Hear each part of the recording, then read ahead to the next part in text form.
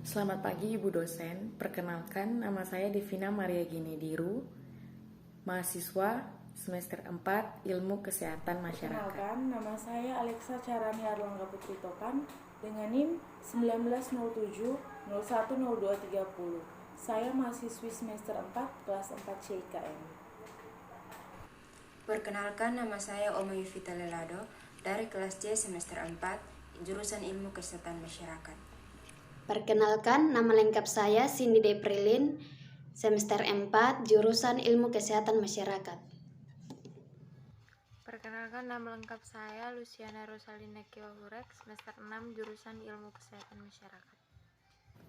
Hari ini saya akan berbincang bersama teman-teman mengenai etika profesi kesehatan masyarakat.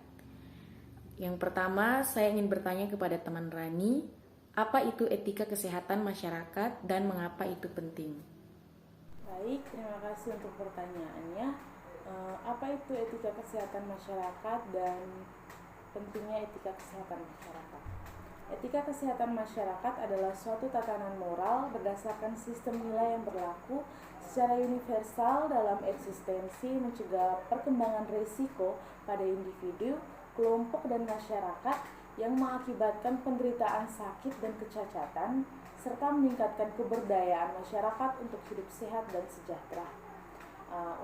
Dan pentingnya etika kesehatan masyarakat. Kesehatan masyarakat merupakan suatu bagian terpenting dari kesejahteraan masyarakat. Kesehatan juga merupakan salah satu kebutuhan dasar manusia, di samping adanya sandang, pangan, dan papan.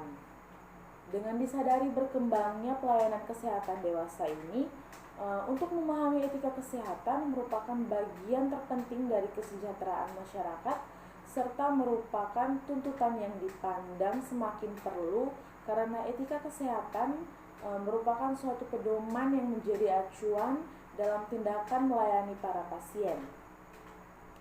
Untuk contohnya, pelayanan kesehatan dapat diperoleh mulai dari tingkat puskesmas, rumah sakit, dokter praktek, dan lain-lain. Masyarakat dewasa ini sudah semakin kritis menyoroti pelayanan kesehatan masyarakat dan profesional tenaga kesehatan. Masyarakat menuntut agar mendapatkan pelayanan kesehatan yang baik dari segi materi dan material. Pada nyatanya, pemerintah sudah memberikan kemudahan dan memberikan segi pengobatan kepada masyarakat, baik secara ekonomi, dengan dibentuknya BPJS atau Badan Penyelenggara Jaminan Sosial.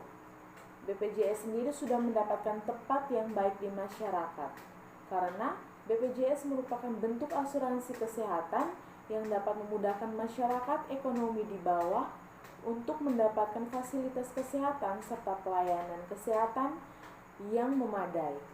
BPJS tidak hanya digunakan pada rumah sakit besar pada umumnya, tetapi BPJS sudah bisa diakses di klinik serta di puskesmas terdekat, sehingga masyarakat itu tidak perlu lagi khawatir akan minimnya pelayanan kesehatan saat mereka melakukan pengobatan baik di klinik, puskesmas maupun rumah sakit.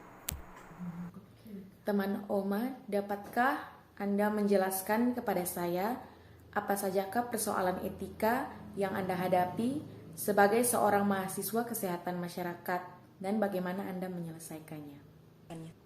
Persoalan etika yang saya alami sebagai salah seorang mahasiswa kesehatan masyarakat adalah bahwa saya dituntut atau diwajibkan untuk selalu memelihara kesehatan saya sehingga nantinya saya dapat melaksanakan tugas-tugas yang diberikan dengan baik. Tuntutan atau kewajiban tersebut menjadi persoalan untuk saya karena saya pribadi memiliki sistem imun yang lemah sehingga saya mudah untuk sakit. Hal yang saya lakukan untuk menyelesaikan persoalan ini adalah dengan selalu menjaga agar kondisi tubuh saya selalu fit dan menjaga agar sistem imunitas saya tidak boleh sampai menurun.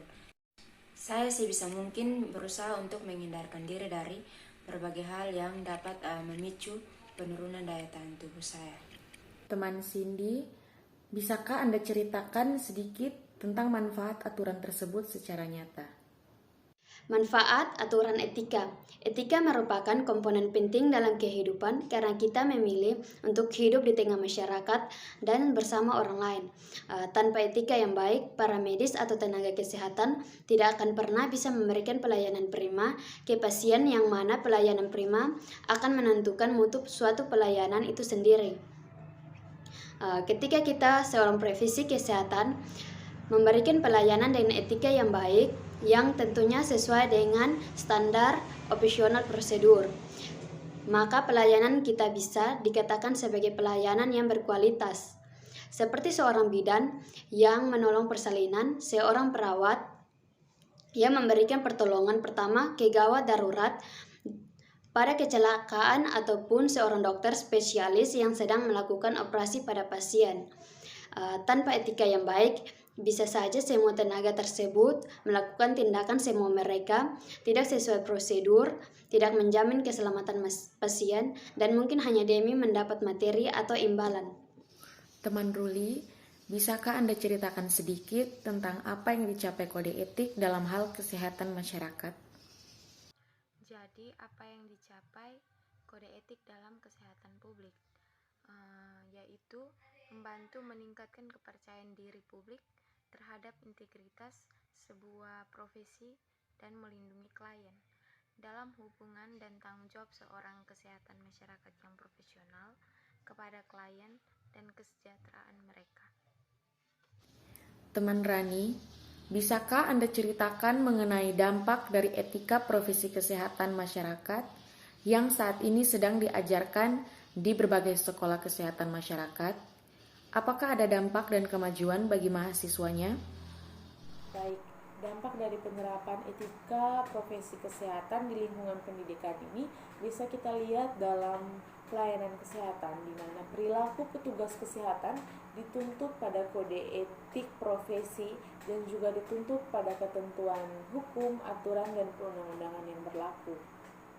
Etika juga merupakan suatu komponen penting dalam kehidupan karena kita memilih untuk hidup di tengah masyarakat, hidup di lingkungan masyarakat, dan kita dituntut untuk melakukan interaksi satu sama lain. Hal ini serupa dengan pentingnya etika dalam sebuah profesi kesehatan. Tanpa etika yang baik, para medis atau tenaga kesehatan tidak akan pernah bisa memberikan pelayanan prima ke pasien, yang mana pelayanan prima akan menentukan mutu dari suatu pelayanan itu sendiri. Tenaga kesehatan adalah profesi yang berhubungan dengan kesehatan seseorang, atau bisa dikatakan berhubungan dengan nyawa seseorang. Ketika kita seorang profesi kesehatan memberikan pelayanan dengan etika yang baik, yang tentunya sesuai dengan SOP atau standar operasional prosedur, maka pelayanan kita bisa dikatakan sebagai pelayanan yang berkualitas. Seperti seorang bidan yang menolong persalinan, seorang perawat yang memberikan pertolongan pertama ke gawat darurat pada kecelakaan, ataupun seorang dokter spesialis yang melakukan operasi pada seseorang. Semua tenaga tersebut melakukan tindakan hanya untuk menyelamatkan nyawa seseorang. Tanpa etika yang baik, bisa saja semua tenaga tersebut melakukan tindakan semau mereka, tidak sesuai prosedur, tidak menjamin keselamatan pasien, dan mungkin hanya untuk mendapatkan materi atau ibahan. Seperti yang kita tahu dan sering disampaikan masyarakat, bahwa pelayanan kesehatan terkenal dengan biaya yang besar, sehingga muncul istilah yang sangat viral, yang miskin tidak boleh sakit ataupun sehat itu mahal. Teman Cindy, jika seseorang ingin terlibat membantu membuat etika kesehatan masyarakat, bagaimana mereka bisa berpartisipasi dalam pembuatannya?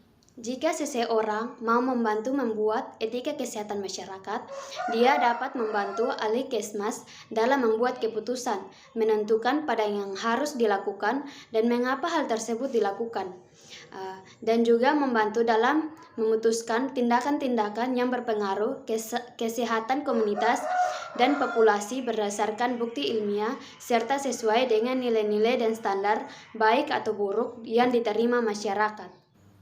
Sekian hasil perbincangan kami hari ini. Ini adalah topik yang sangat penting dan rumit untuk ditangani. Dan saya sangat menghargai usaha teman-teman untuk bergabung dengan saya dalam melakukan percakapan hari ini. Terima kasih.